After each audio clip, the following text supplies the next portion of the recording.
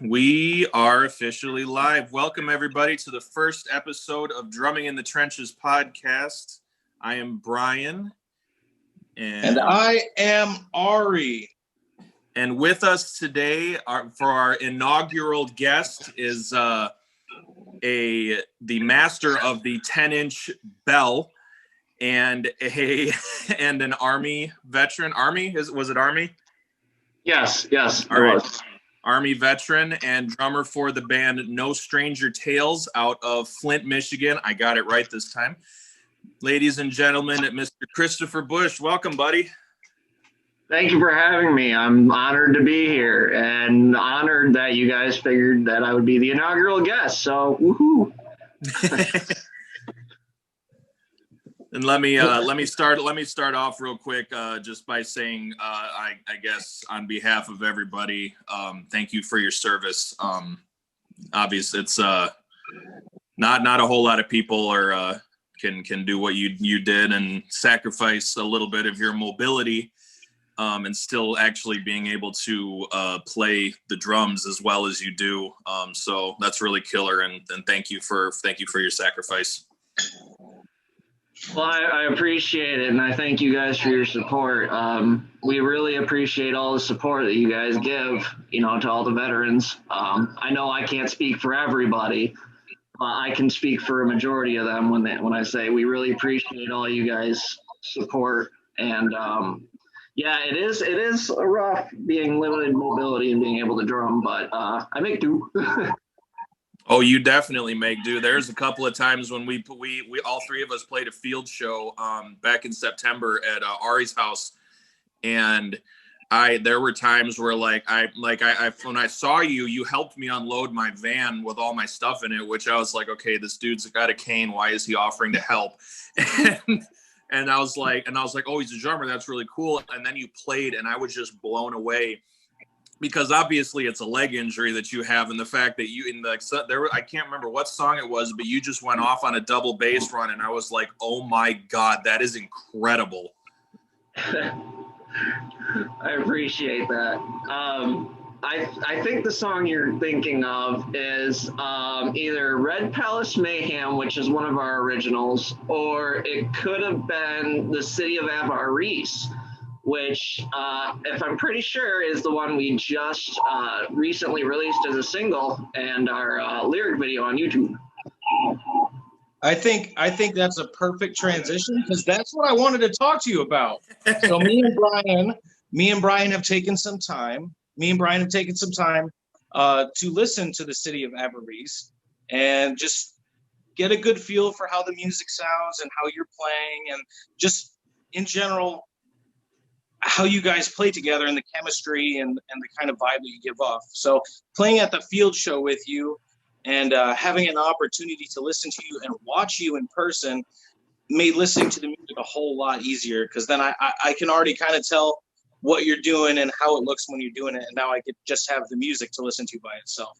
So I'm going to start off with a couple questions about No Stranger Tales and influence and stuff like that. So can you tell us a little bit about how long you've been with No Stranger Tales and how you guys go about writing your music? Well, sure. I've been with No Stranger Tales going on 7 years. We were called A Rustic Response. And then we had a band falling out with a couple of old members, and then we had a name change. We had pretty much a rebranding. So we decided to go with No Stranger Tales. It was either going to be No Stranger Tales or Chronicles from the Archives, which we decided No Stranger Tales was a better fit. That second name sounds more like an album title that you guys could use. I do like how that sounds.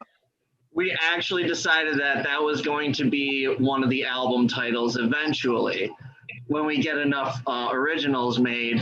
But as far as our chemistry and how we come together to write music, it's a whole different experience. I don't know how to explain it other than me and our guitarist Jagger will pretty much just play and jam to whatever we are feeling like.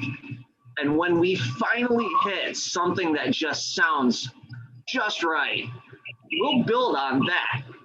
We'll build on just simple rudiments, and then go from there. And it's amazing how it just all ends up working out when this building, this song building. And I got to credit Jagger to a lot of it, because without him, I wouldn't know the first thing to do. But all of our writing is consistent upon a story that we're telling that Jagger is writing.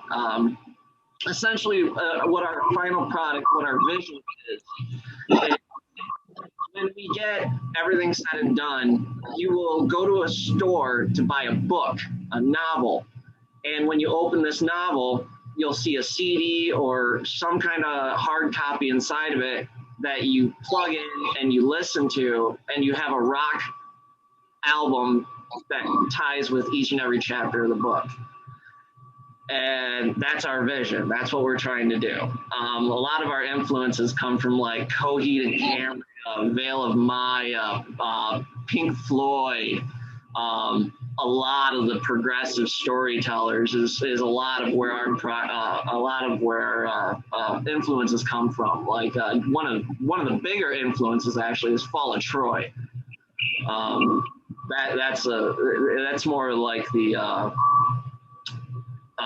experimental that we do every now and then. Yeah, I love that idea of the book, and definitely Coheed and Cambria. I could definitely pick up on a lot of that, not only because you have a female singer who sounds like the male singer of Coheed and Cambria. Oh man! But yeah, I could definitely pick up on a lot of those progressive things, especially with like Jagger's clean tapping that he does and stuff like that. That's really cool. I really like that. And you brought up the influences specifically of the band. What would you say? Who would you say are your specific influences as a drummer? Oh, my specific influences. I am really highly influenced by Neil Peart. And I can't think of his name at the moment, but the drummer from Veil of Maya. Those are two of my biggest influences right now. I love the style, what's the word? Syncopation, I want to say. I love just how it all sounds. It's gold to my ears, lack of better terms. There's definitely something to be said when you can get all those instruments kind of linked up together, instead of, just like the AC/DC thing where Phil Rudd just kind of hitting the four on the floor and then everybody else is doing the fun stuff. It's fun as a drummer to be able to do some of that fun stuff sometimes with everybody, so that way the spotlight is more shared, I guess. Yeah, that's real. We are both, Ari and I both are huge Neil Peart fans. May he rest in peace. That was a sad day. I actually cried. I'm not gonna lie, I cried. Oh, I did too. Absolutely, it hit me like a ton of bricks, man. You think all these, all these idols and heroes of yours are just gonna be immortal, and I mean, in a sense they are, but like, when their mortal vessel leaves this world, it hits you like a ton of bricks, man. I was like that when Dio passed away, back when I was in high school or so. Yeah. Don't be crying. Don't cry now. This is fun. It's, as long as we don't lose Danny Carey, we're good. I think we got about 15, 20-ish more years out of him, so we'll be good. Awesome. So since we've talked about the band itself and your influences and stuff like that, do you have any hesitation about breaking down your gear for us? because me and Brian are super big nerds about gear. Love to talk about our brands. Love to talk about our cymbals and our sticks. So just break down your setup, everything you play on, and why you like playing on them so much. All right. Well, I can break it down pretty well, I think. I play on a 6-piece Pearl Evans a Pearl export custom set that I personally built from the Pearl manufacturers. I play with Sabian cymbals. I'm looking to actually change that to Saluda here soon. I love my Sabians, but I don't know. I feel like it's time to switch up the sound a little bit. I play with Evans 360 triple ply heads. I do not like single ply or double ply. I break heads way too easy with those. I don't hit hard, but as much wrist action as I do, I just go right through drum heads like nobody's business. I play on clear heads. I'm trying to think about getting some black heads, black coated heads. I have one on my 12-inch because I have an 8-inch tom, I have a 10-inch tom, I have a 12-inch upper tom, and then I have a 14 and a 16 floor toms. And on my my 12-inch, I have black coated heads, and I kind of like the sound of how that was played. So I'm thinking about getting some black coated heads for the rest of my set. Other than that, I play a Mapex double pedal. That is just absolutely amazing. It's direct drive. I hate chain drives. They break way too easy. Yeah. I love the feel of the Mapex direct drive. It's really, really reactive. You barely have to touch it and you're already doing doubles. I play with Vic Firth 5A sticks. I'm hoping to change that here soon to some collapse sticks. Collision sticks. I'm sorry. Close enough. Collapse. Close enough. Starts with a C. But I'm hoping to change that to some collision sticks. I'm hoping they will give me an endorsement. Still waiting on that email.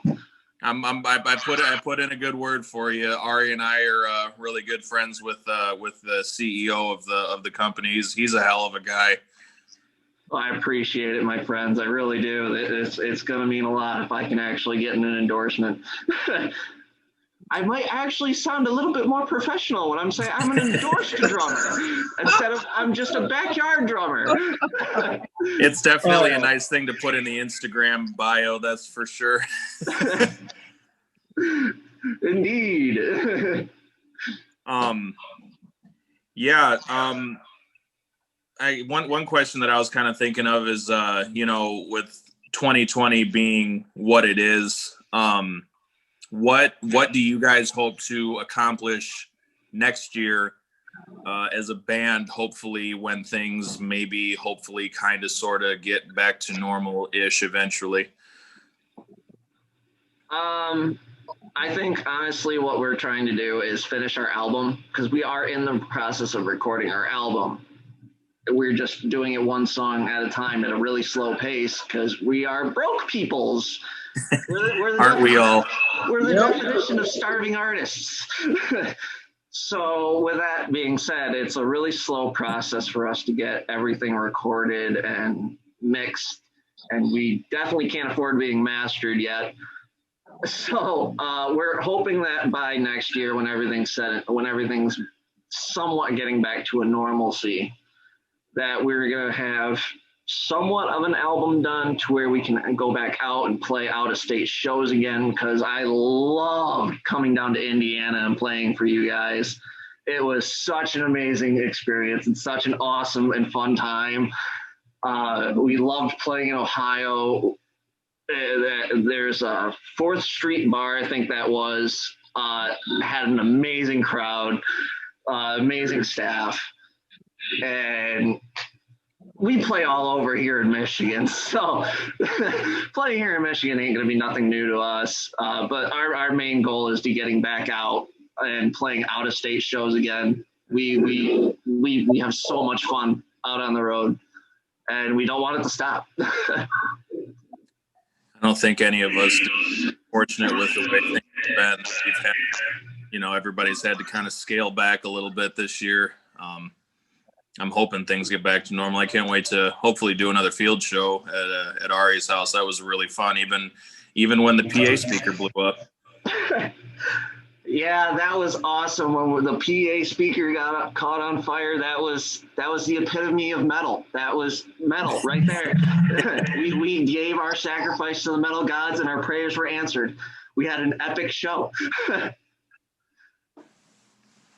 Yeah, that was a crazy night. Being out there, melting the speaker and catching it on fire. Everybody was just having a good time, listening to really good music, having really good conversation. Like that is what local music needs to be about. Just networking with people, learning what everybody's about, and just enjoying each other's company and each other's music. Totally agree. That's what I love about the local music scene nowadays. There's a lot of camaraderie between the local bands to, help each other out, and just to be a family, a metal music family. And it's amazing to be a part of it. And I couldn't imagine myself really anywhere else right now than where I'm at. Awesome. Well, go ahead.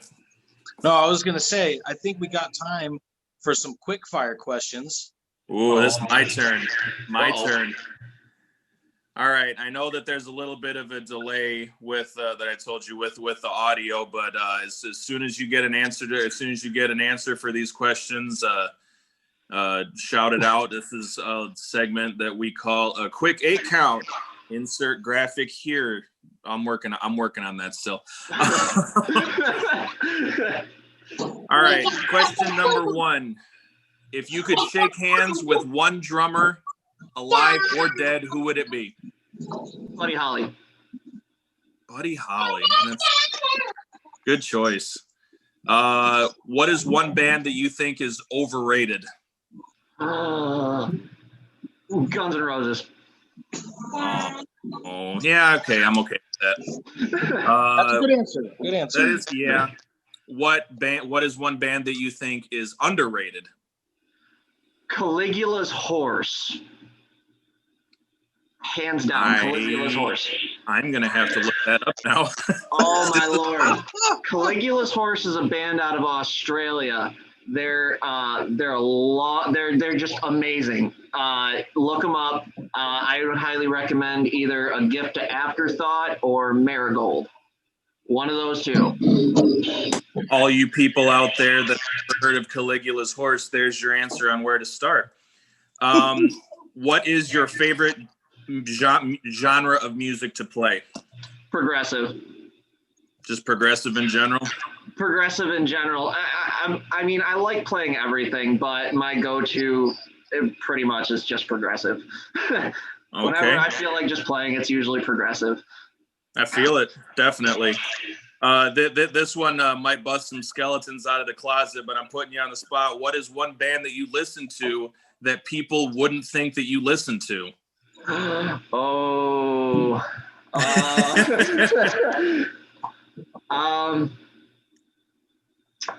I can't believe I'm actually going to admit this. The Bee Gees. I mean, why not?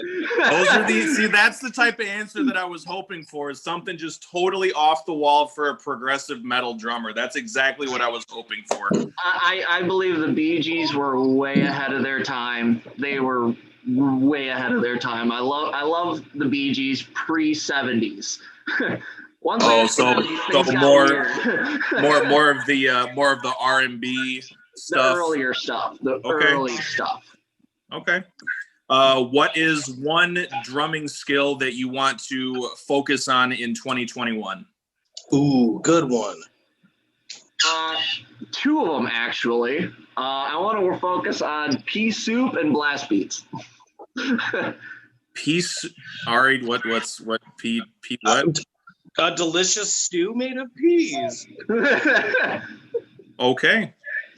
Doesn't get any deeper than that, folks. There you have it. Here's another one. In 3 words, give your younger self drumming advice.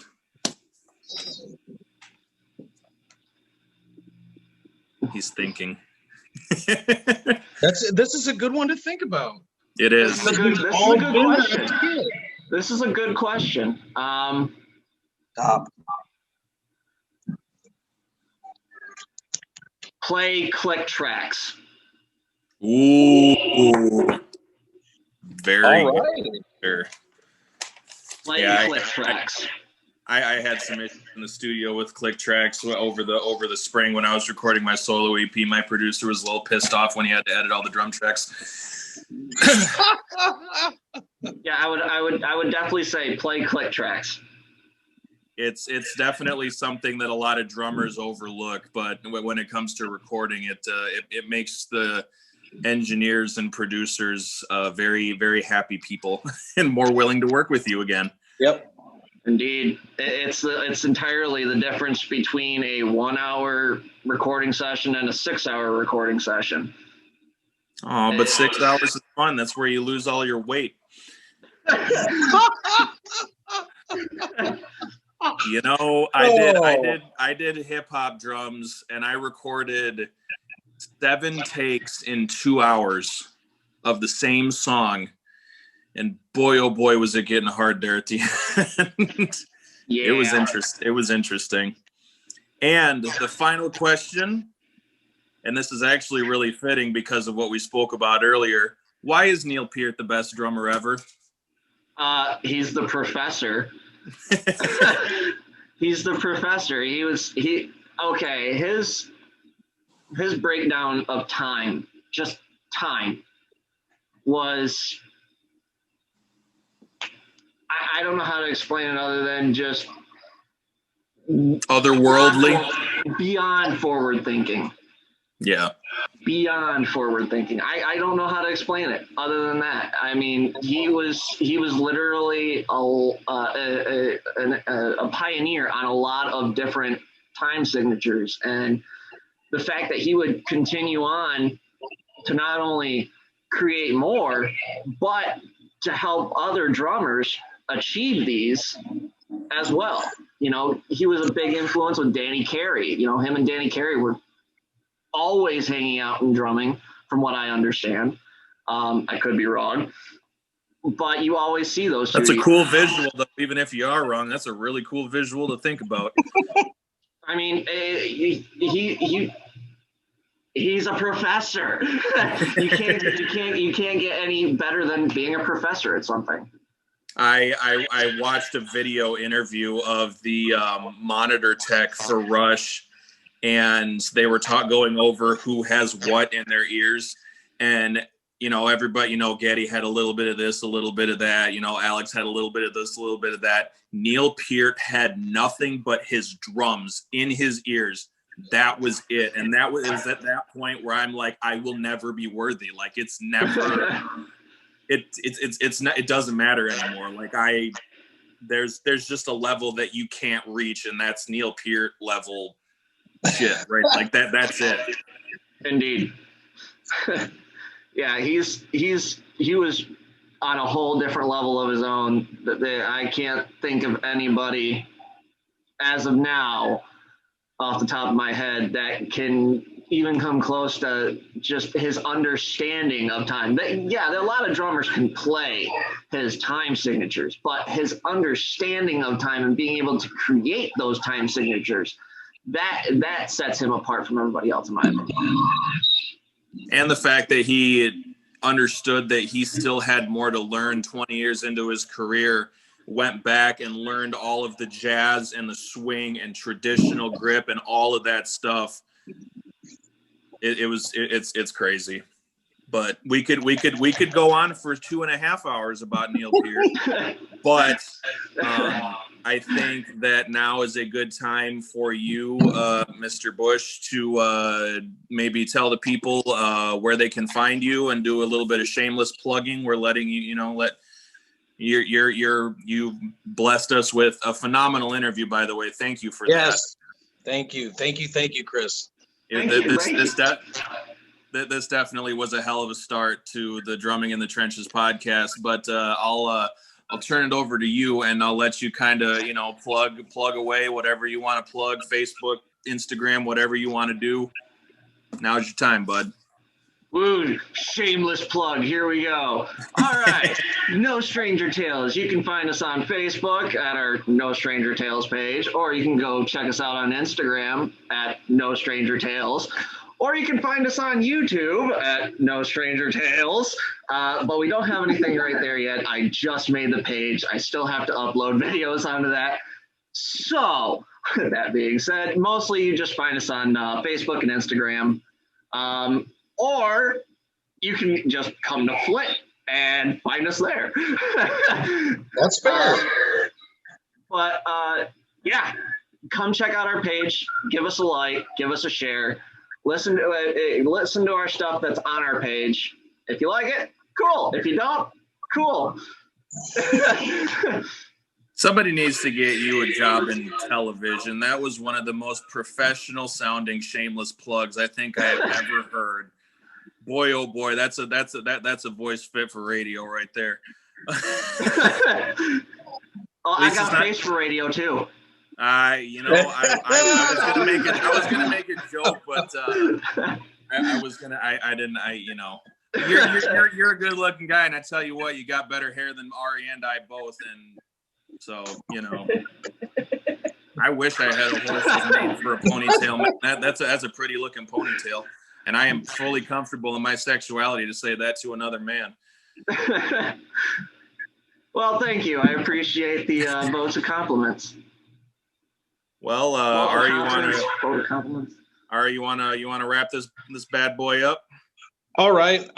So thank you everybody for checking out this inaugural podcast of Drumming in the Trenches.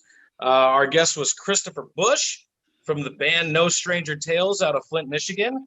Thank you. Yep. Thank you from me, Ari Roynilla, and Brian Knickerbocker. Many blessings, everybody. Stay safe out there, and look for the net. We got a lot of really cool stuff that we want to do with this. We appreciate any support that you'll give us, and we'll get rolling on some cool stuff, and we'll check back in with you, Chris, and maybe do a follow-up interview, or maybe we can even do a live interview at a show. That'd be awesome. I would definitely be down. Just let me know time and date. All right. Love you guys. All right. Be good. Peace out, guys.